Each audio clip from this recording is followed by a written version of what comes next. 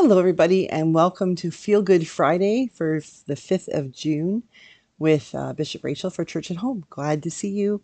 Hope you're having a great week this first week of June. We've had a bit of sun, we've had lots of rain in Brandon, and a couple of times I think I've heard of tornadoes touching down in southwestern Manitoba, and it's like that season has upon us. So it's a good day to feel good. Get ready for the weekend. Prepare for all the things like planting gardens and things that people do. It's a late start to spring, but we'll take it.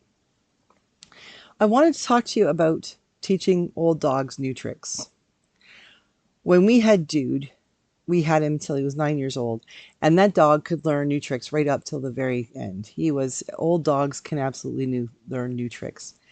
And I am beginning to understand in my diocese, and in Diocese of Brandon, there are not a lot of young dogs. I don't mean that in a pejorative way. We just have a lot of Anglicans in our diocese, probably lots of different dioceses, are older. Um, I like to say that Anglicanism is a thinking person's religion or denomination. We do not ask you to check your brain at the door. You don't have to memorize the 10 sacred rules of being a member of our church and then you're accepted.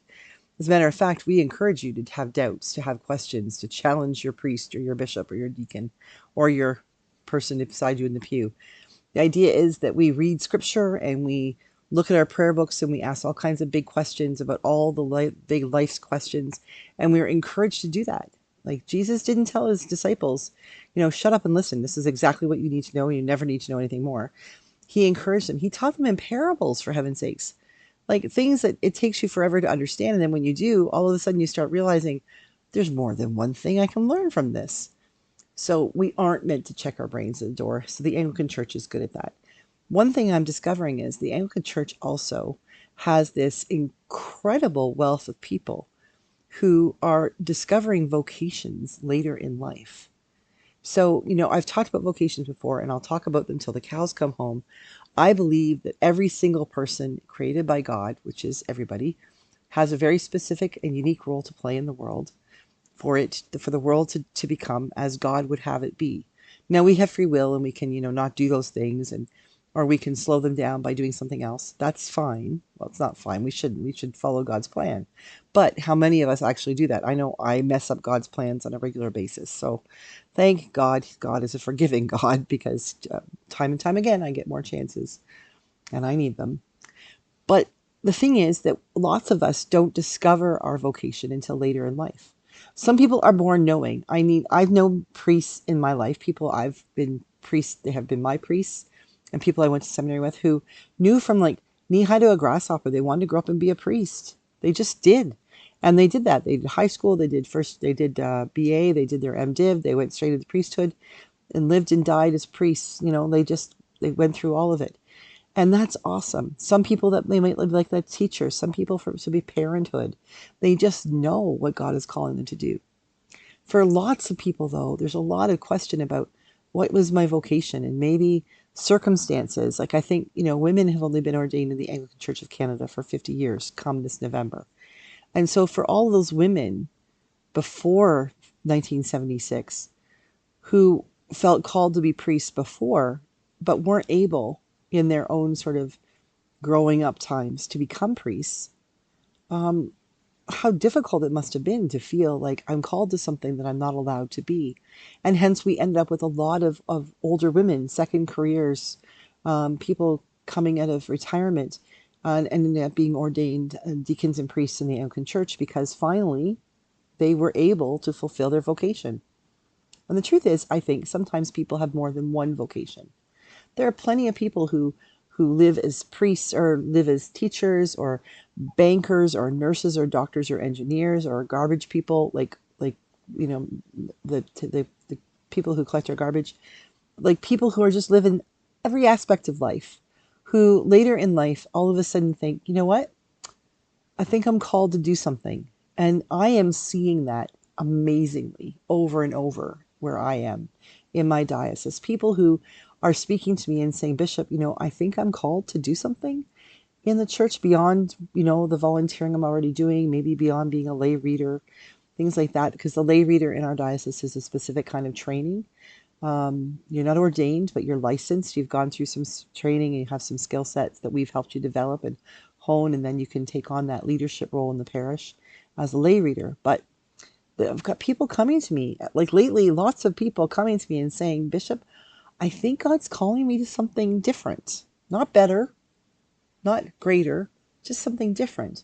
And I'm having these incredible conversations with people who are saying, I believe I'm called to be a deacon, or I believe I'm called to be a priest. And sometimes I have the privilege of being able to say to them, have you ever thought about being a priest? And then the look on their faces when they realize that probably me saying that is not the first time that's ever crossed their mind. But in true discernment, um, in true discernment, when we talk about discernment, it has to come from two different directions. So things you're thinking inside yourself, you pray and you listen to God and you know your own heart and you think to yourself, I think maybe I'm called to be a priest. But in discernment, we then don't go out to somebody and say, Mrs. McGillicuddy, do you think I should be a priest? Because Mrs. McGillicuddy, 9 times out of 10, is going to be very kind and say, oh, yes, of course, dear, you should be a priest. And there you go, you've discerned.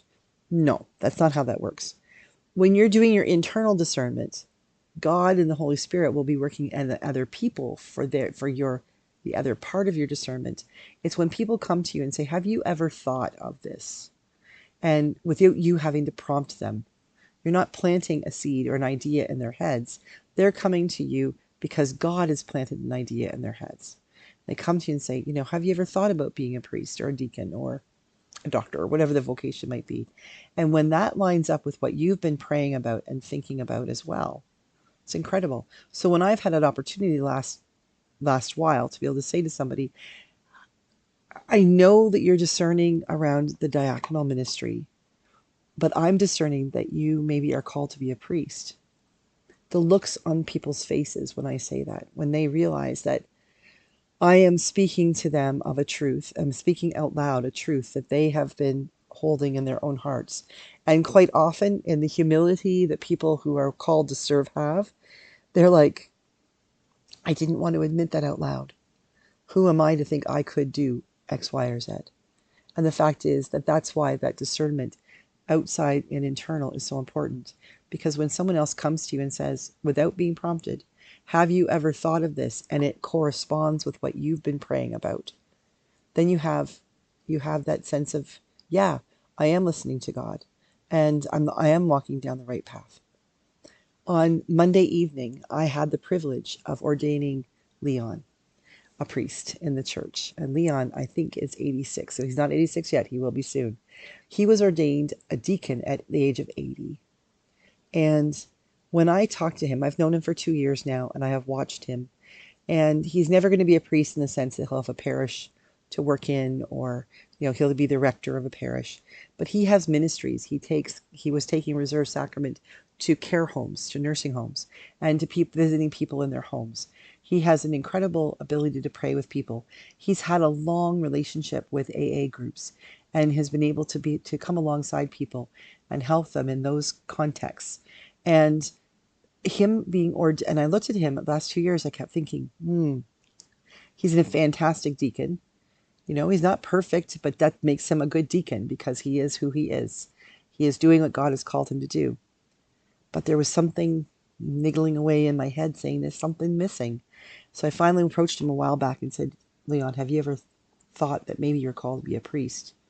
And as we were talking, he told me, 30 years ago he thought that. But the church and various things sort of stood up against that. And I think the church did him a disservice, and we did ourselves a disservice. Because now he's been a priest for a whole 4 days, and he is growing into it magnificently. You can teach, I'm not trying to say that Leon's a dog, but you can teach an old dog new tricks.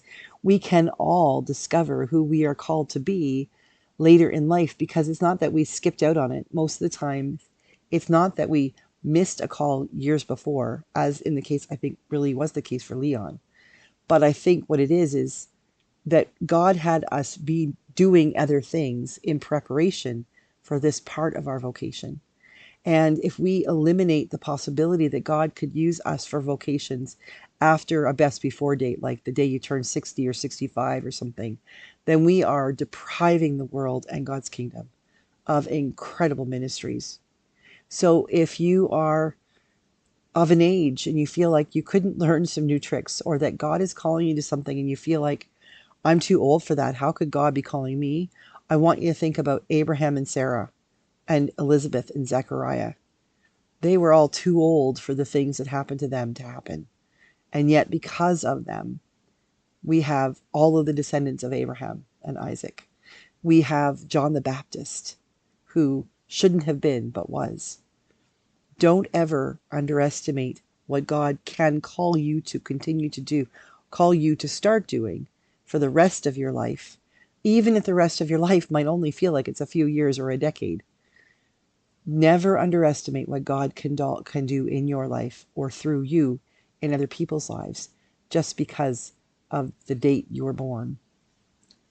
Trust that God has a plan. And if you're faithful to God, God will make that plan be fruitful and multiply.